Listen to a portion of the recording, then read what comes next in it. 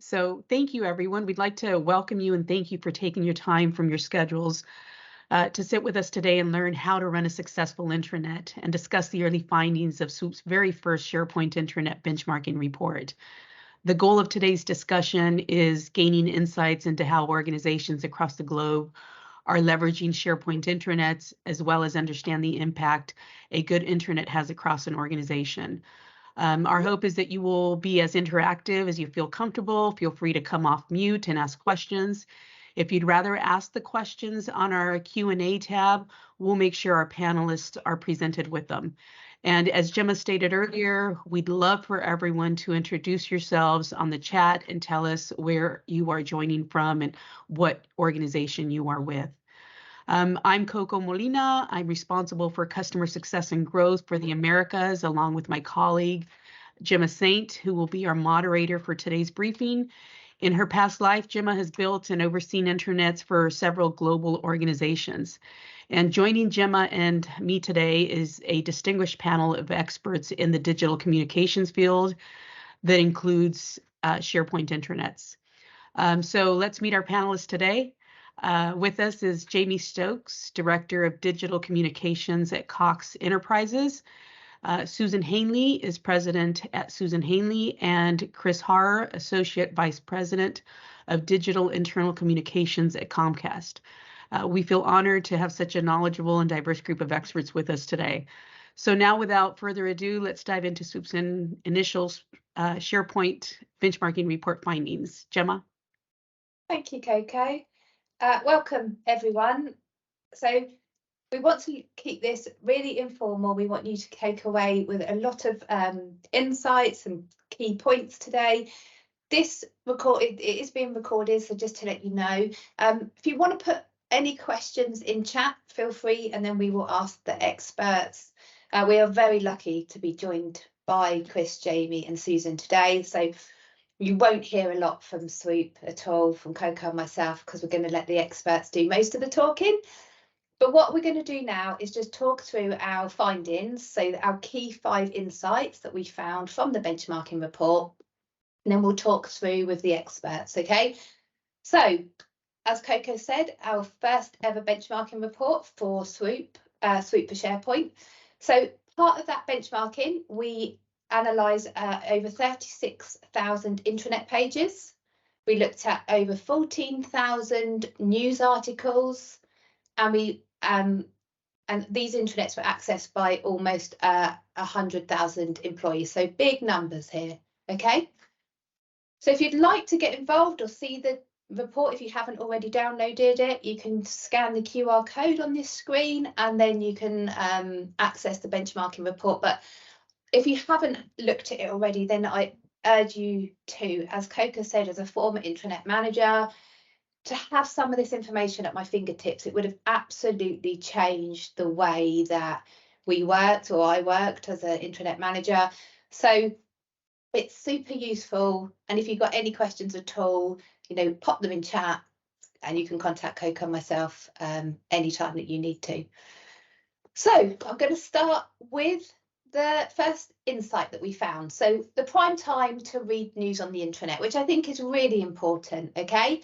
So we found that the optimal time for news articles was either the beginning of the day, so your 7 a.m. to 9 a.m, or that lunch break, or the mid-morning break time, so between 11 and 1. We also found Thursdays were marginally better for posting news, but actually news is still being looked at between 8 and 6 p.m. Monday to Friday, but Thursday was the better time. And obviously we all probably aware that Friday was not so popular, okay? So this insight, again, just helps you manage those internal conversations. When somebody wants to come to you and post a news article 4 p.m. on a Friday, then if you can wait till, you know, Tuesday, Wednesday, Thursday, especially Thursday, early morning, then you're going to get more eyeballs, more readership on those pages. So the next insight that we found, number 2, was how much time are people actually spending visiting and reading your intranet. So we found 17 minutes on average Okay, so we know that some were low as 4 to 16 minutes per day, but the average was 17. But we think from this, what we're saying is that as an internal communicator, think about them having an average of 10 minutes per day to read content. Okay, so again, these analytics, this data should really help shape and form the way that you create content for your SharePoint intranet. So how long should an intranet article be? So this actually surprised me. So in my world, I used to say 250 words, but we actually found that 500 words was the sweet spot for the number of words on a page. And actually, we didn't find much of a drop off if an article went to 1500 words. So this one definitely surprised me. And then we saw that words with articles with 300 words or less had the least engagement. So myself telling people to write 250 words or less, probably nobody was reading them, but I didn't have Swoop for SharePoint to be able to tell me who was reading my pages. So this one definitely surprised me. Let's go to the next one. So key insight number 4. So what devices do employees use to access the intranet? We found desktop. So we found that 99.76% of employees are actually using the intranet via the desktop. Again, I think quite surprising for me. So only 22% of employees access intranet via their mobile phone, and then even less by a tablet. So again, we will talk about this with the experts, but I don't know whether it's asking questions about the usability, accessibility. Some people have to go through multi-factor authentication. So there might be lots of use cases of why this is so low, but we actually worked with some very very large organizations, and one of the organizations that was part of the benchmarking report we do know have a lot of frontline workers. So actually it's something that we will absolutely discuss in this webinar today. And the last key insight that we found, so this again super useful, how long do intranet news articles sustain reading interest? So it's about a week. Okay, so I know I've come into organizations where there's been such a high news churn, so sometimes 6-7 news articles a day, everyone fighting for that real estate space on that landing page of your intranet. Actually, to have this information at your fingertips is so useful. So we know that depending on the topic, obviously, but roughly about a week to have a news article on your landing page is great, perfect to then start moving it over. So I just think that can help with your content planning, what needs to be, what needs to take high priority when creating a news article. So there are our 5 key insights from our first benchmarking report. So I'm going to stop talking because we have Chris, Jamie and Susan on the call. I'm going to stop sharing my screen. We're going to spotlight them. And then we're just going to start discussing the findings from the benchmarking report. And as I said, if you have any questions at all, feel free to use the chat and completely take advantage today of having these amazing people on this call.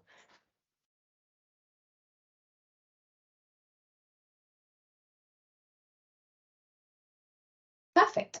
Right, everyone see us okay? Thank you. Thank you so much for joining us today. So what I would like to do is talk through those insights. So Susan, I can see you top of my screen. So what were the key insights that actually jumped out for you?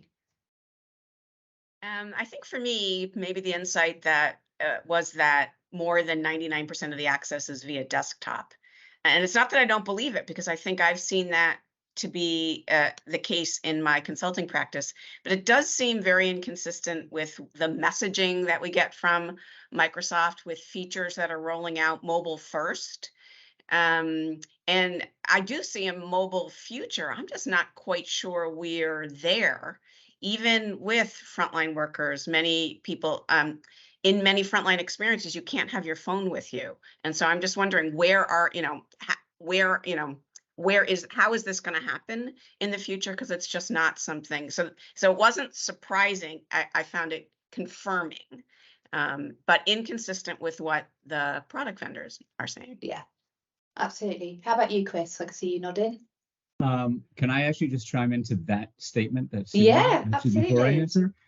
Because that did not shock me, the low mobile usage, but something we've noticed as we've just relaunched our intranet on SharePoint globally, and we are using connections and Teams integration, all that fun stuff.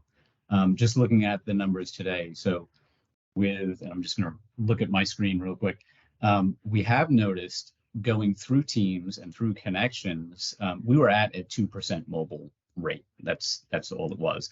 Now with connections, the people that are actually going through Teams, mobile and tablet is at 37% usage. And now that's just for the people going through Teams and using connections. That's not the standard intranet via browser. But those numbers have just, it's amazing going through connections. And I always say the reason why people don't go mobile is because of, as soon as you get there and you have to log in, dual authentication, all that stuff, as soon as you hit that, you're done. Especially if you're frontline and you don't have time. You need to get in, get what you want, get out. But I just wanted to bring up that point that using connections and through Teams, we've actually just seen this jump of mobile usage, which is fantastic. So just wanted to say that. To answer your question, I think I would say the one that sticks out to me is, well, in the whole report, I love the page health score. I just have to throw that one out there. That's awesome. And to the whole SWOOP team for putting this together, amazing work. I think we've all been waiting for this for like 2 decades. So awesome. 17 minutes a day. That's the one that sticks out to me. I think you're lucky if you get 10 minutes a day from a person. So that one really kind of stuck out to me. So. Thank you, Chris. And how about you, Jamie? What was one of the key insights that you found surprising?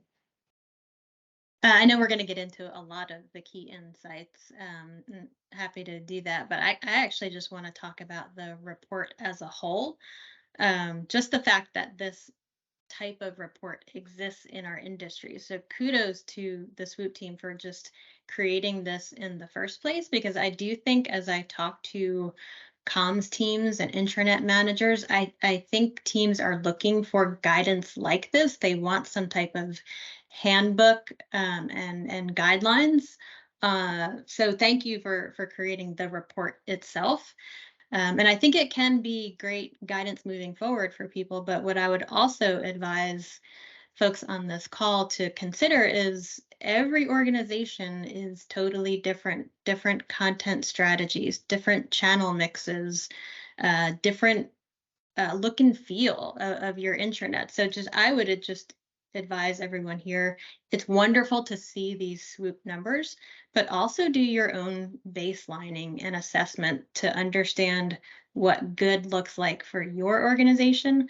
I think you're going to, over time, if you can do that, I think you're going to be able to hone in on the things that drive spikes in your organization. So I would just say, refer to this, and I would read this report inside and out, but also take into account the nuances of your own organization and also do your own baselining.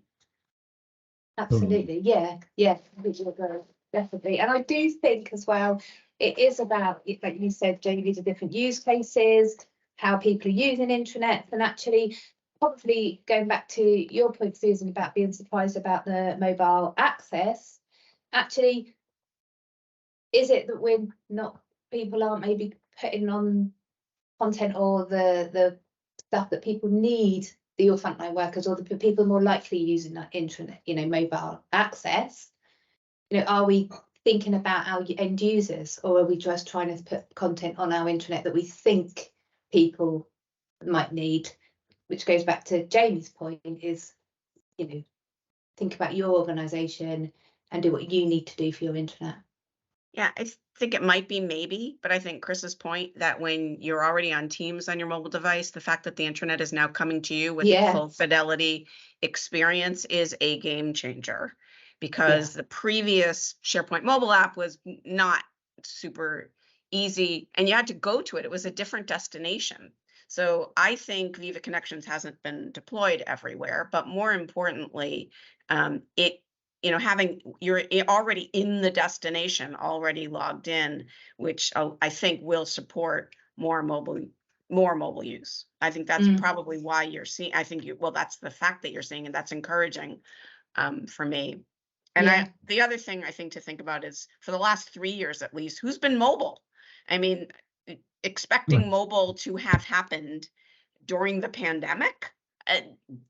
Where is someone going that they're going to need to be on their phone? I hope that trend will change. I think it will. I think you're right, Sue. Viva Connections is a game changer for that mobile experience. Just the ability for content authors to be able to produce the content very easily in Viva Connections for those dashboard cards, and just the ability to easily consume that content in the Teams app already, and I don't have to go and download this and download that. I do think you will see an increase down the road once more and more folks are using Viva Connections. Totally agree. And funny enough, the numbers that I'm looking at, I was expecting the dashboard cards to have more usage, and it's actually the feed. People are going to the feed more, which is great. So they're looking for that content on mobile, which is great. Have you guys made any custom dashboard cards? Our entire dashboard is custom. Yeah, because I think until you have dashboard cards that actually answer problems that people have, and that often means integration with your HRIS, because the things that people want to do, how many PTO days do I have? Can I submit for PTO? All the personal targeted things for the end user, all these microservices, but which, by the way, as we all know, aren't new to intranets. They're new to the Microsoft. They're easier to build now in Microsoft. But I think if your dashboard cards are doing things that people need, then that will drive people there. And now that their eyeballs are there, I'm glad that you're seeing usage of the feed. As a comms professional, though, I'm waiting for you guys to say, but I can't control what shows up in the feed, so that doesn't make me happy. Yep, there you go. You can a little, and that is definitely, as a comms person, yes, we want control of everything. You can influence it. You cannot control it. Exactly. So through your dashboard cards, you can somewhat control it, though, right? You can totally control the where dashboard you want cards. them to go for news, right? Yeah. So, and you're going to get a new version of the top news, which is now going to be called the news card, is rolling out this month. I just checked this morning to see if it hit my tenant yet, but that is going to enable you to have multiple news dashboard cards. One could be focused on top news, and one could be ones that you have more control over. And the cards from a targeting perspective, Sue, you're right. It's really nice to be able to target those cards to specific audiences. Maybe there's a totally different content strategy for our frontline workers versus our desk-based workers, right? And do you present different cards to those audiences based on their needs? I mean, should. I mean, 1,000%. Yeah, absolutely. Brilliant.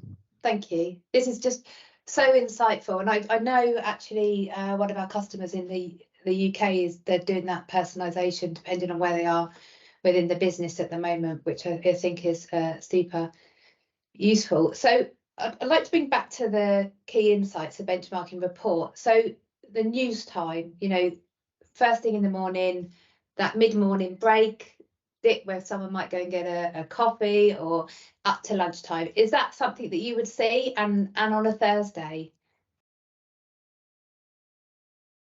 Who's going to go first? Jamie, you look like you were going to speak. No, I was going to say, I questioned the Thursday. I'm still trying to figure out why Thursday is the day. I know from my experience, the day that we saw spikes was the day we sent out our newsletter that would push people back to the intranet. So whatever day that was, whether that was a Wednesday or a Tuesday, that's when we saw spikes. But I'm just still I'm puzzled by the Thursday day. As far as, did you ask about time of day as well? Is that what you asked, Gemma? Yeah, the spike in the morning and the spike between 11 and 1. I think that to me seems common. In the morning when you're getting the news before you start your day, perhaps around lunchtime. That seems typical to me, but still trying to piece together the day. How about you, Chris? I agree. I mean, for us, it's a Wednesday is the key day. And looking at the heat map actually in the document, it looked like Wednesday was the day. But for us, it's Wednesday. But that's when our newsletter goes out, late Wednesday morning. So it obviously that lunchtime it hits and boom, there's our readership. And also we have the Monday morning, right when you get in, you want to see what's going on. But the whole newsletter piece is so important. I mean, if you send your newsletter out on Thursday is going to be your hot day. If it's Tuesday, it's Tuesday. I mean, I think I said that in the report because that's such a driver to bring people to the intranet is the newsletter. So I wonder, since you have a newsletter and that is what's driving people to the intranet, it also aligns with studies that I've read that said that no matter what you do, people still want to get their news via email. And so it's very interesting, you know, what they say, what they do, what we find is that people still want to get their news via email, and you're actually seeing a boost in intranet traffic because you're still sending what I call the dreaded newsletter. I'm wondering for both of you, does the new email template for news, will that make a difference to you? Well, because I think it's probably a good way to send a newsletter. The problem is it's a point in time snapshot of your page, whereas if you just send snippets, if you click on a link, that it'll always be active. I'm just curious whether you'll use that feature to drive traffic. No. I don't think so. No. and that's because we have a more curated experience, right? We have a different look and feel, a different template for our newsletters than what Microsoft is offering. Not to say that it's not a great capability, but I think we are used to our beautifully designed, curated template, and that's what's helping to drive traffic. And you're not using the News Digest to do it? No. We've actually turned that, I'll call it turned it off. We don't have the News Digest going out. Okay. You mean the auto News Digest? What about the curated one? Are you using that? No. Okay. So, and we use actually, I know Jamie and I use the same newsletter program. It's not, so you're not using SharePoint to generate your newsletter? No, it's that's what I thought. Email open is what we use. I can actually see a question's just come into chat, and actually this is coming away from the report, but actually I think it is very useful because of the so part of SWOOP for SharePoint, we look at the amount of time spent on a page, and Kate's actually asked, does anyone have their intranet set as a homepage on browsers across the enterprise? So just like to get your thoughts on that. Do you have it as soon as somebody opens their browser, the first thing they see is your intranet? Absolutely. And if you don't, I think you should. Yeah, I would agree. We do and don't. We have from our headquarters, it's kind of, you can set whatever you want. So the old browser, IE, was set to the intranet. Everything new it's up to you. Out throughout the rest of the divisions, they're actually set to our intranet is their homepage. I totally agree that it should be your homepage. Yeah, definitely. I think some of the organisations I worked in, I think sometimes we'd set it at like IE, but we couldn't. That's how it was IE before but couldn't set it at Chrome. I think I had that before, but I'd always try and get our intranet opening up on browsers, but then it does skew those numbers of people coming in and looking at your intranet if they're then going elsewhere from your intranet. I think, go on, Chris. I just see a comment. I wish we're lobbying for it, which is great. And one thing I actually was kind of trying to get from a headquarters perspective, the ones that are not the homepage, is let's get something where it opens a second tab.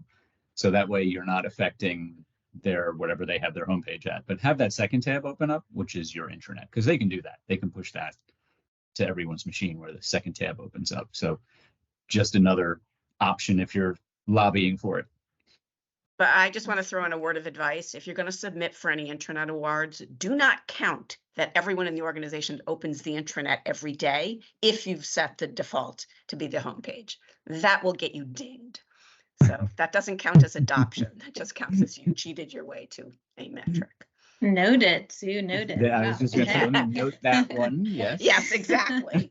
So talking about time spent on page then, so how about the 17 minutes? I know, Susan, you found that quite surprising. And I think you all did, didn't you? So what were you seeing in your organisations for time spent on page? Is that Time spent on page or time spent on intranet?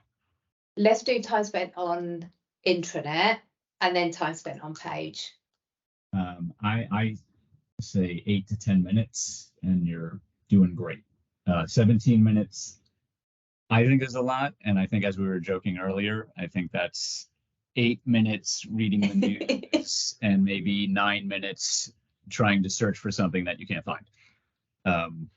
So Right, I would so- say, go ahead, Jamie. Yeah, is time spent on page, is the higher number good or is it bad, right? Yeah. Because we often like to say intranets provide efficiencies, right? So if you're getting the information that you need quickly, if you're getting to that particular resource and don't need to spend time there, then maybe you actually did a good job, right? So I just wonder, in your studies, can you dig into what are they doing when they're there for 17 minutes so that we can understand, well, they're clicking search and they're going on a search results page and they're spending a lot of time on the search results page and not really getting to what they need.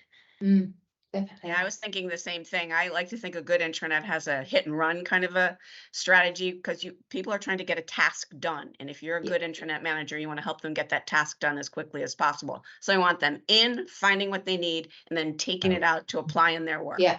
In, out, multiple times a day if they need more stuff. But I'm not happy if I see them.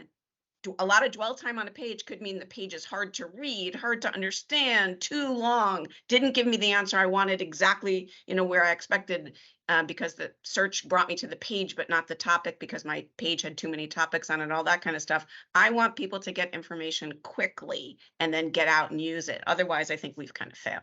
So I thought 17 minutes was really high too. And the question is that, what are you doing? I think Jamie already said that. What are you doing in that 17 minutes? Maybe reading news could take, oh gosh, if you got 10 out of that, I'd be really happy. But if the rest of it is finding and searching and not finding, or browsing and not finding, that to me is a fail. Yeah, absolutely. And I think it's really also, if an organisation has that decentralized model as well, not everybody knows how to write for the web, do they? So it potentially could be that the content isn't just not right for that audience, which actually brings me nicely in. And Chris, you mentioned it, the house score on SWOOP for SharePoint. So I would just love to share that. And I think this is something that I talk about all the time when we are demoing. So I'm just going to share my screen. You might see yourselves quickly, but can you see my screen okay? Mm-hmm. Yeah, so this is something I just wanted to highlight this, because talking about, if we're not creating the content, if you do have that decentralized model, and just helping people sort of shape their pages so people do have that opportunity to take what they need and then out again, because at the end of the day, an intranet really needs to help people perform their role within the business successfully. So this is something that I'm super excited about, but what you can see here is our intranet dashboard. I won't go into too much detail, but we have something called the health score. So what we actually do, so we look at it at an intranet level, so that's your hub and your site. So we can also do it at a site level. So if you have got an area like HR, looking after their own site, they can actually have full control and autonomy over their site, so giving their colleagues a better user experience.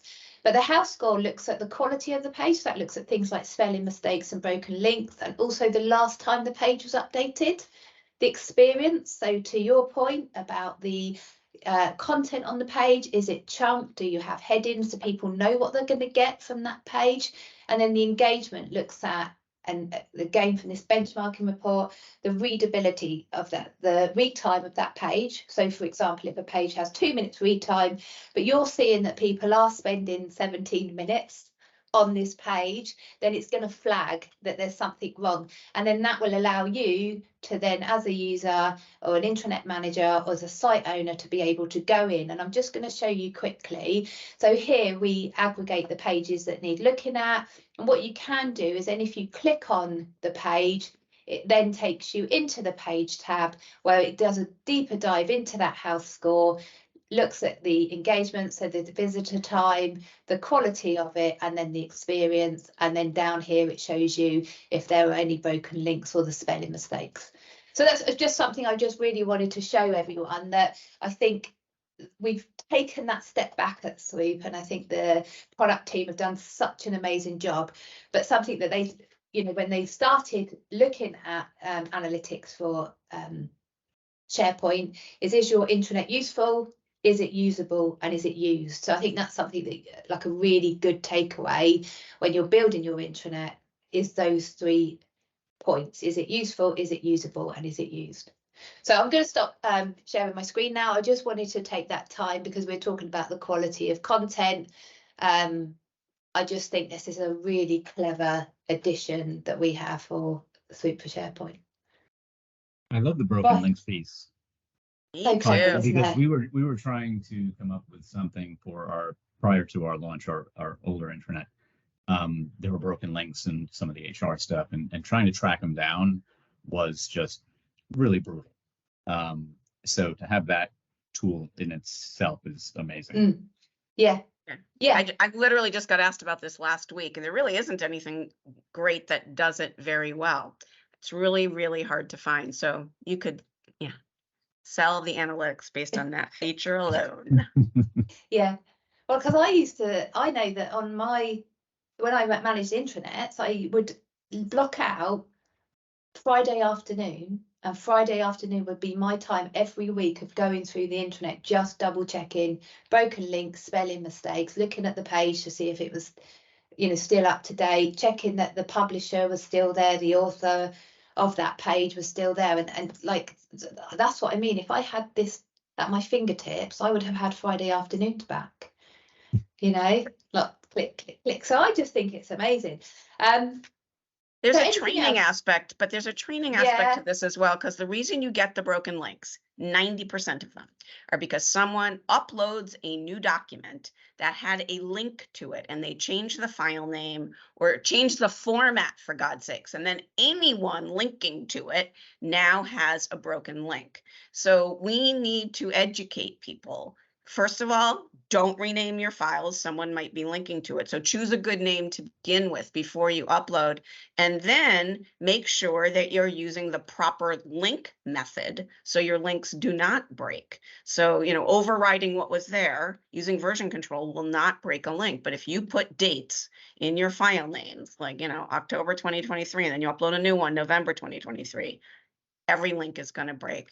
So we should do some training. People should know how to do this even before we have a broken links tool. The tool is great, but we do need, I think, education on how to make a link, and also even educating people how to write better content. I love that you're checking for all the things that good pages have. But we also, because everything is so decentralized, it's kind of a shame that we're not thinking about, hey, the people who are creating content have never done this before. Why are we not training them? That's not fair. Like, you're giving someone superpowers without giving them the training to use those superpowers. Can I share a pro tip? I know where you're going, Chris, but I'm going to share a pro tip that I learned from Sue Hanley on that particular thing. And that is, so in a decentralized approach to publishing content, I learned this from Sue. So we kind of have some best practices for our content, and headline length and body copy length and different types of recommendations that we have for our content authors. We baked those recommendations right into our templates. So every time they create a new page, every time they create a new news article, those guidelines are already front and center, and they may be tired of seeing that if they create content a lot, but it's right in their face, and it's a reminder of, here are the best practices to carry forward when you're creating this piece of content. So pro tip from Sue Hanley. Thank you. Yeah, sometimes I have a good idea or two, but I still think not everybody reads those templates. I want to also make sure that we don't forget that everybody learns differently. And it's, again, yes, you can put it all there, but we should still offer training. Well, and Jamie, I Absolutely. thought you were going to go down the path of with giving the keys to The keys to the, yeah. exactly. Go ahead, you can explain that one. Well, just I remember back in the day when we were doing it, and I know you still do it now, where when you create a site and before someone gets admin rights to that site and gets the keys to the Maserati, they're sitting down with you and or team for a minimum of an hour and going through everything before their name goes in as an admin. So that's where I thought you were going with that. Yeah, the training, and then also just the ability to have a community for admins, right? Just where everything exists, where you people can ask questions and answer one another's questions, so that the intranet manager doesn't have to answer every single one. Like, it's just, you build this community so that people are helping one another. Exactly. They're great tips there, and I'm just seeing Denora, she's just put a comment in about she's lucky if our end users use the browser, and I think that's another thing as well, isn't it? The decentralized model is that it's all good and well, but there's probably only a few people that are passionate about internet. Not everybody knows how to write for the web, and that is absolutely fine. It is okay, but it's just to guide them and help them. And that's definitely, in my experience, my intranet editors tended to be the person in the team that at least didn't want it. Like somebody say, "Oh, you can go look after the internet." So I think it's really important, as you said, that spending time on training. I like that little read this little crib sheet before you publish, but there is so much to it. And I do think and I think once upon a time as well, with your intranet, it did used to get badged as that one-stop shop because there weren't other channels or other platforms available. But today, you have tools like Viva Engage, you have teams working within teams. So I remember intranets having to have that, there was a secure area that linked off to a file structure. Somebody were in a business because only finance were allowed to go to that. But today they'd be working in teams. So I do think the internet has definitely evolved in a very good way. I remember, like everyone would call it a one-stop shop, but they are no longer in isolation. They are working now with all these other amazing channels. So I think it's really important when you're establishing your intranet, the purpose of your intranet, what's going to sit on your intranet. And then that goes, I have a question here from EJ. So how do you feel about intranets focused on news as opposed to productivity tools, so document and people information? Chris. Oh, well, that's actually what we just really came from. Our old internet was it was a good news site. It did news well, but that's what it did. And now we're more on, we've shifted over to, is news a key part? Absolutely. But now it's more of a productivity thing as well, and bringing that in. Because again, I personally think news sites alone, you're not going to get people to go there because there's no reason to go there. Except, maybe you're going to, what's happening, what's new that's happening this week? I might go there once. But you need to get them to the site to read that news. And to do that, you need to have a reason to go. And that's where the productivity piece comes in. And that's where, what are the key, if you look at your entire employee population, I always say, what are the top 5 things from a large scale that people need? You can then fine tune that into subgroups and functions and all that. But just from the generic, it's PTO, paycheck are absolutely key.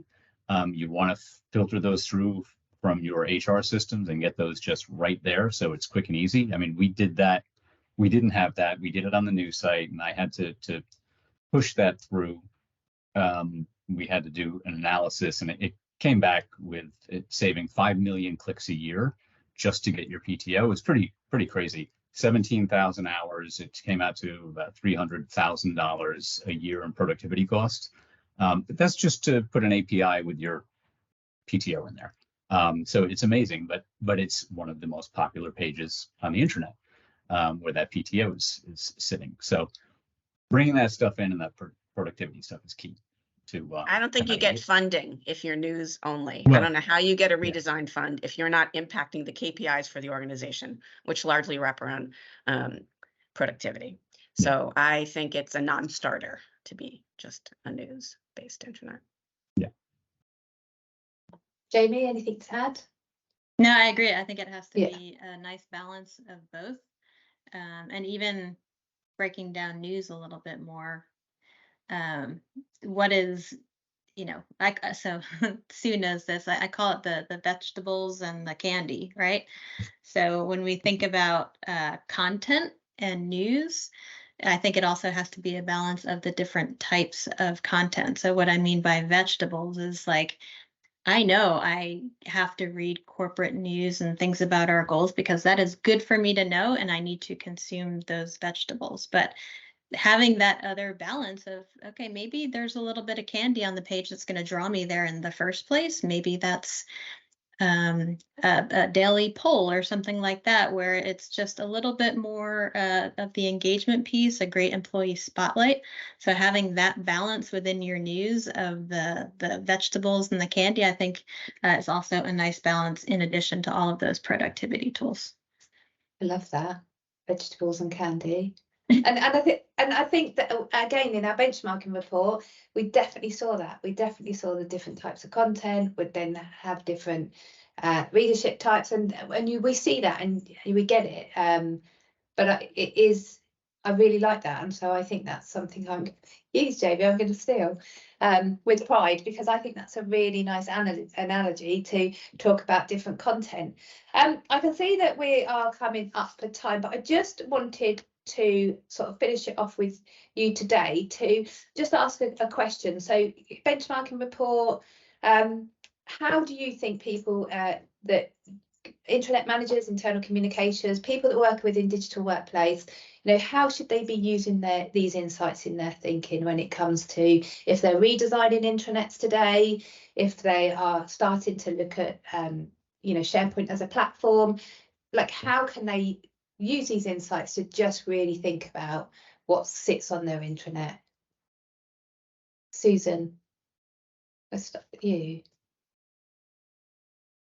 Do you want like sort of what should they be thinking about first? Yeah. Your expertise on if people are starting today with their intranet, how would they use these key findings today just to help them shape their intranets? Well, I think the first thing is you have to understand what's important to the organization and what's important to your end users. Jamie made the point that every organization is different. I think reading this report is really, really helpful, but you do need to understand what is critical for your organization. I think if you start there, understanding not what people want on the intranet, please don't ask that question. Find out what information people need in their work. As a service providing organization, what are the services that you provide? HR, what are the key questions that you get that should be easier for people to find on their own? Don't start with the intranet, start with the business. Great advice. Jamie, same to you. Yeah, so I think as we consider analytics on intranets, and I know a lot of comms teams get a lot of data, right? But they don't really know what to do with the volume of data that's bombarding them.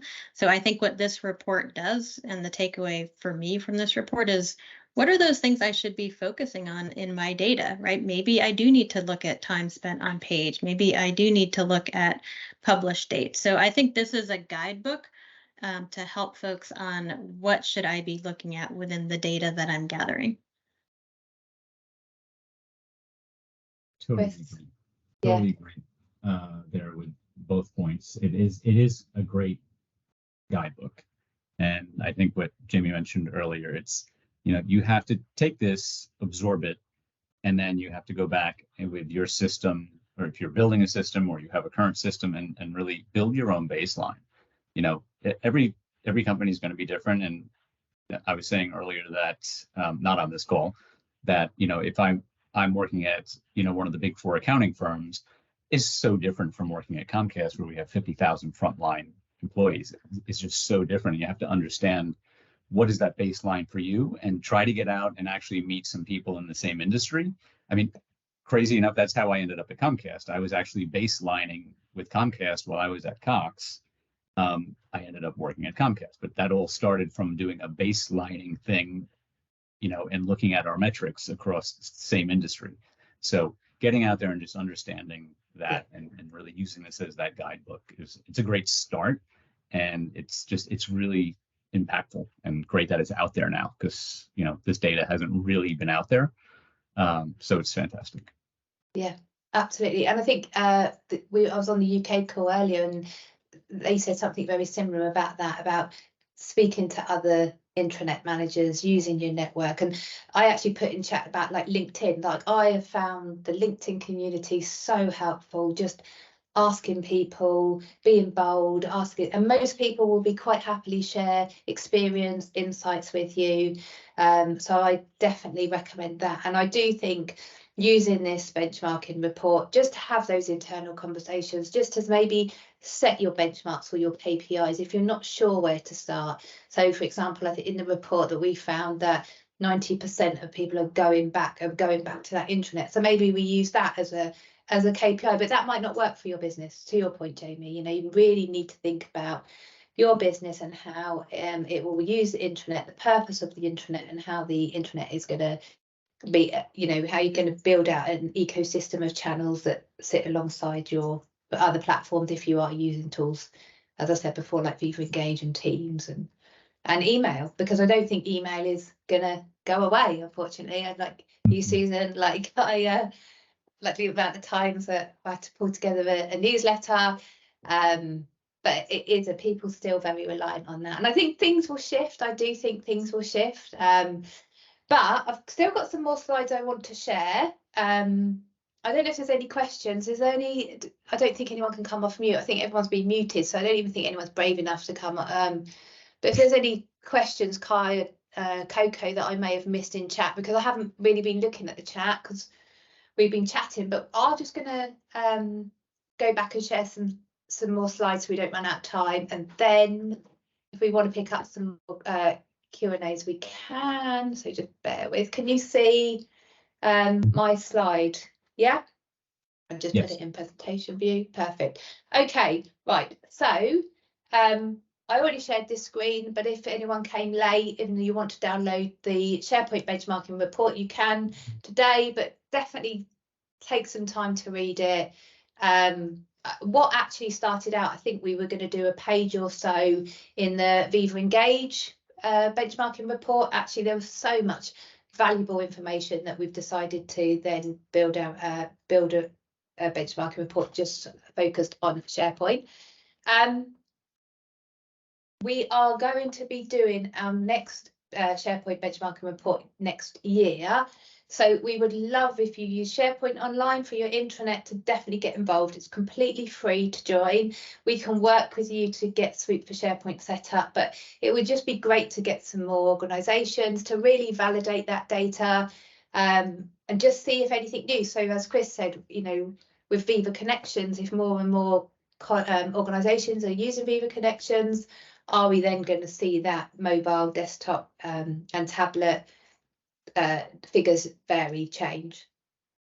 So scan that QR code, and then we have the 2023-2024 Viva Engage benchmarking report, and that's going to be available in November, so you can sign up for that.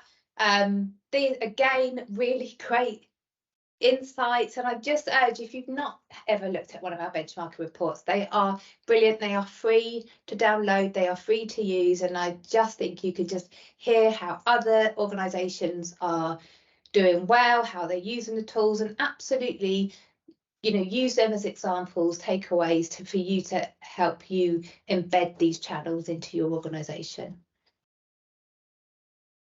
And I think that is it for today. So were there any questions? Do you have any questions on the chat?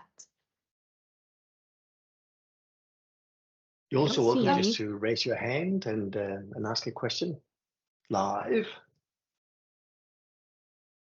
It's been amazing though. Like I said at the beginning, just thank you so much. And I do know that Coco and I were getting a lot of feedback because of you joining the calls today. So we've got Linda. Linda, can you come off mute? Just a quick question. I know I missed the beginning, but when you're talking about analytics for SharePoint, is there a distinction between the modern and classic sites?